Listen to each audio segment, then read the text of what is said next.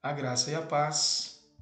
Esse é o canal Hildo Pulcini e nós estamos realizando a leitura do livro Humildade e a Beleza da Santidade de Andrew Murray. Capítulo 5. A humildade nos discípulos de Jesus. O maior entre vós seja como o menor, e aquele que dirige seja como o que serve. Lucas 22, 26. Estudamos a humildade na pessoa e ensinamentos de Jesus. Vamos agora procurá-la no círculo de seus companheiros escolhidos, os 12 apóstolos. Se na carência da humildade que achamos neles, o contraste entre Cristo e os homens é tornado mais claro, isso irá nos ajudar a apreciar a poderosa mudança que o Pentecostes fez neles. E prova quão real pode ser nossa participação no triunfo perfeito da humildade de Cristo sobre o orgulho que Satanás soprou para dentro do homem. Nos textos citados do ensinamento de Jesus, já vimos quais foram as ocasiões nas quais os discípulos provaram quão destituídos estavam com relação à graça da humildade. Uma vez eles estavam disputando pelo caminho qual deles seria o maior. Outra vez, os filhos de Zebedeu com sua mãe pediram pelos primeiros lugares, sentar à direita e à esquerda do Senhor. E mais tarde, na Santa Ceia, na última noite, houve novamente uma contenda sobre quem seria considerado como o maior. Não que não tenha havido momentos em que eles realmente se humilharam diante do Senhor. Aconteceu com Pedro quando ele disse: Senhor, retira-te de mim porque sou pecador. Lucas capítulo 5, versículo 8. E também com os discípulos quando eles caíram em terra e adoraram o Senhor que havia acalmado a tempestade. Mas essas expressões ocasionais de humildade são apenas um forte contraste em relação ao que era o tom habitual de sua mente, como mostrado na revelação natural e espontânea do lugar e poder do ego dada em outras vezes. O estudo do significado de tudo isso nos ensinará lições mais importantes. Primeiro, quanto pode haver da religião enérgica e ativa, enquanto a humildade ainda é tristemente ausente. Veja isso nos discípulos. Havia neles uma atração intensa por Jesus. Eles haviam abandonado tudo por ele. O Pai lhes havia revelado que ele era o Cristo de Deus. Eles creram nele. Eles o amaram. Eles obedeceram a seus mandamentos. Eles abandonaram tudo para seguir a Jesus. Quando outros retrocederam, eles se separaram para o Senhor. Eles estavam prontos para morrer com ele, mas, mais profundo do que isso, havia um poder das trevas, de cujo existência de horribilidade eles raramente estavam conscientes, que deveria ser morto e expulso, antes que eles pudessem ser as testemunhas do poder de Jesus para salvar. E ainda é assim. Podemos achar professores e ministros, evangelistas e obreiros, missionários e mestres, em quem os dons do Espírito são muitos e manifestos, e são canais de bênção para a multidão, mas em quem, quando o tempo de testes vem, ou uma comunhão mais próxima permite-nos conhecê-los mais plenamente, é apenas dolorosamente óbvio que a graça da humildade, como características permanente, é raramente vista. Tudo tende a confirmar a lição de que a humildade é uma das principais e supremas graças, uma das mais difíceis de se obter, algo para o que nossos primeiros e principais esforços têm de ser direcionados, algo que vem somente em poder quando a plenitude do Espírito nos faz participantes do Cristo que habita e vive dentro de nós. Segundo, quão impotentes são todos os ensinamentos externos e esforços pessoais para vencer o orgulho, ou dar o coração manso e humilde. Durante 3 anos, os discípulos estiveram na escola de treinamento de Jesus. Ele lhes disse qual era a lição principal que desejava ensinar-lhes. Aprendei de mim, pois sou humilde e manso de coração. Repetidamente ele falava a eles, aos fariseus, à multidão, da humildade como o único caminho para a glória de Deus. Ele não tinha apenas vivido diante deles como o Cordeiro de Deus em sua humildade divina. Ele lhes expôs, mais de uma vez, o íntimo segredo de sua vida. O Filho do Homem não veio para ser servido, mas para servir. Estou entre vós como aquele que serve. Ele lavou os pés dos discípulos e lhes disse para seguir seu exemplo. E tudo isso foi de pouco proveito.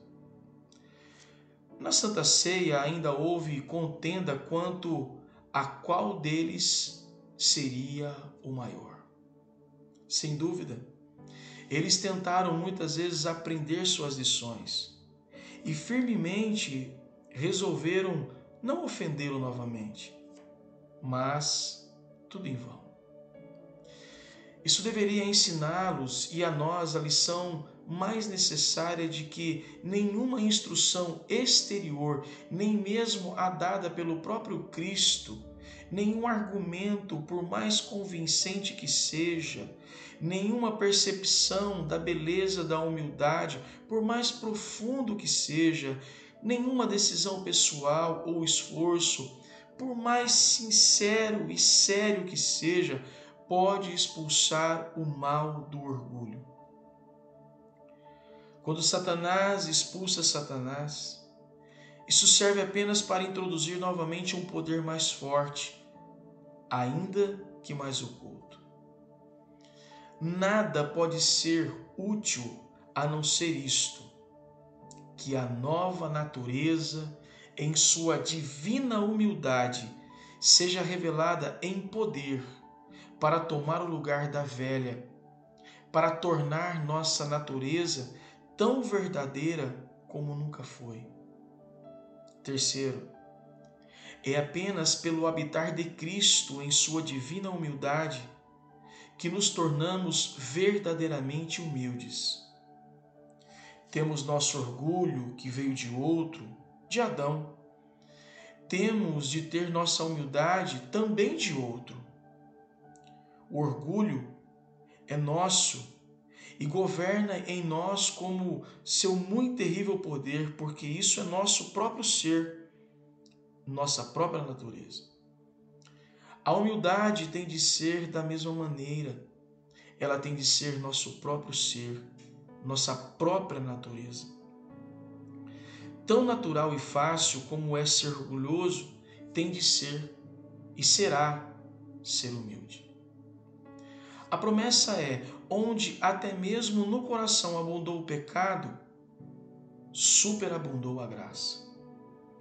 Todo o ensinamento de Cristo aos seus discípulos e todo o esforço inútil deles foram a preparação necessária para o Senhor entrar neles em poder divino, para dar e ser neles o que eles o havia ensinado a desejar. Em sua morte, ele destruiu o poder do mal. Ele afastou o pecado. Ele consumou uma redenção eterna. Em sua ressurreição, ele recebeu do Pai uma vida completamente nova, a vida de homem revigorada pelo poder de Deus, capaz de ser transmitida aos homens e entrar e renovar e preencher a vida deles com o seu divino poder. Em sua ascensão, ele recebeu o Espírito do Pai, por meio de quem fez o que não poderia ter feito enquanto sobre a terra: tornar-se um com aqueles que amou. Na verdade, viver a vida deles por eles, para que pudessem viver diante do Pai em humildade como ele, pois era ele quem vivia e respirava neles. E no Pentecostes ele veio e tomou posse. O trabalho de preparação e persuasão, o despertar do desejo e esperança que seu ensinamento efetuou, foi aperfeiçoado pela poderosa mudança que fez o Pentecoste. E a vida e epístolas de Tiago, Pedro, João, trazem a evidência de que tudo mudou e de que o espírito do manso e sofredor Jesus havia de fato se apoderado deles. O que podemos dizer dessas coisas? Entre meus leitores, tenho certeza de que há mais de um tipo de pessoas. Deve haver alguns que nunca pensaram ainda muito especialmente sobre o assunto e não podem perceber de uma vez sua imensa importância como uma questão de vida para a igreja e para todos os seus membros. Há outros que se sentiram condenados por suas fraquezas e se esforçaram apenas para falhar e ser desencorajados.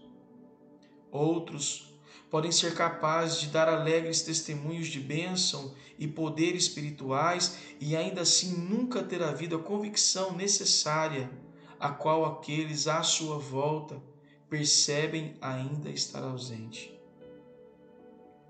E ainda outros podem ser capazes de testemunhar que, no que diz respeito a essa graça, o Senhor deu libertação e vitória, mesmo enquanto ele os ensinava quanto ainda precisavam da plenitude de Jesus e podiam esperar por ela.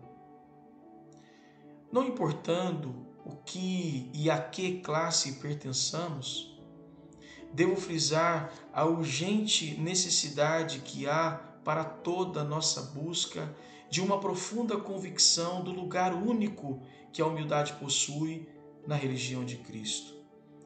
E a absoluta impossibilidade de a igreja ou de o crente ser que Cristo gostaria que eles fossem, enquanto sua humildade não é reconhecida como sua principal glória. Seu primeiro mandamento é nossa mais elevada bênção.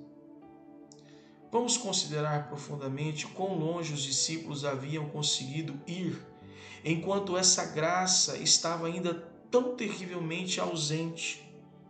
E vamos orar a Deus para que somente outros dons não nos satisfaçam, para que nunca nos apegamos ao fato de que a ausência dessa graça é o segredo pelo qual o poder de Deus não pode fazer sua poderosa obra. É somente ali que nós, como filho, verdadeiramente sabemos e mostramos que nada podemos fazer por nós mesmos. E Deus fará tudo.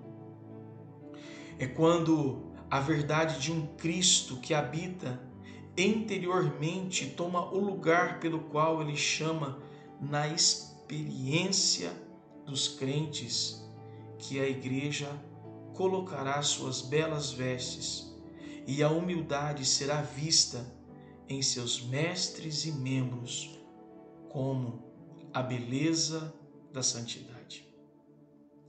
O crente em união com Deus descansa dos argumentos.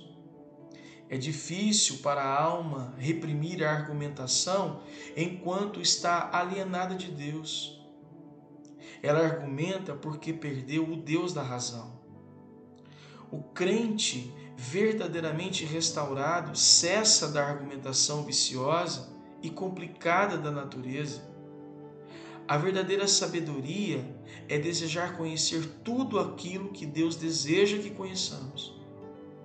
É empregar nossa faculdade de percepção e raciocínio sob a direção divina e não buscar nada além desse limite.